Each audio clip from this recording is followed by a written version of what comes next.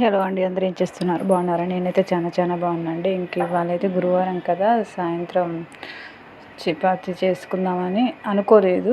Tiffin తీసుకొస్తారనుకున్నాను, కానీ ఇక్కడైతే పెద్దగా ఉన్నట్టుండి గాలి, దుమ్ము, వర్షం అయితే ఇవాళైతే 4:30కే స్టార్ట్ అయిపోయిందండి. 4:30 నుంచే వర్షం మబ్బులు పట్టింది. 5 వర్షం రావడం అయిపోయింది. ఇంకా పెట్టే టిఫిన్ షాపులు ఎవరు ఏం పెట్టలేదంటే, ఈయనైతే ఉప్మా రవ్వ, గోధుమ రవ్వ తీసుకొచ్చాను అన్నారు. అయితే నేను ఇంట్లో చపాతీ పిండి ఉన్న సంగతి మర్చిపోయి సరే తీసుకురమ్మని చెప్పానండి. ఇంకా తర్వాత వచ్చి ఫ్రిడ్జ్ చూస్తే ఫ్రిడ్జ్లో చపాతీ ఉంది. లక్కీగా అయితే బంగాళదుంప కూర చేశాను.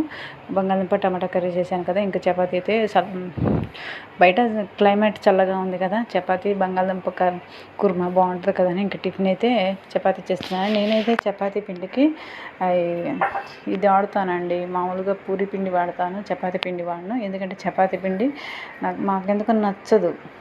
పూరి పిండి చపాతీకి వాడతాము. చాలా బాగుంటాయి, చాలా మెత్తగా వస్తాయి, బాగుంటాయండి. మేమైతే చపాతీ పిండి తక్కువ, అస్సలు వాడను. నేను సంవత్సరానికి ఒకసారి కూడా చపాతీ పిండి అయితే అస్సలు చేయను. అట్లా మా అక్క కూడా అంతేనండి. చాలామంది పూరి పిండి చపాతీ చేస్తారు, కొంతమంది మాత్రం చపాతీ పిండి చపాతీకి, పూరి పిండి పూరికి వాడతారు.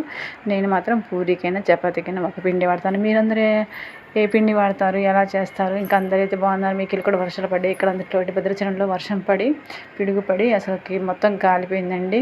చర్చి మీద కూడా పడ్డదంట. నేను ఇప్పుడు ఇందాక తెలిసింది నాకు, అంతకుముందు తెలియదు. నేను సెల్ చూడలేదు. తర్వాత సెల్ చూస్తే సెల్లో కూడా పెట్టేశారు. ఈ పిడుగులు ఏంటండి బాబు, ఎండాకాలం ఇట్లా పిడుగులు పడిపోతున్నాయి. వర్షాకాలం కంటే ఎక్కువ ఇప్పుడు పిడుగులు ఎక్కువ పడుతున్నాయండి.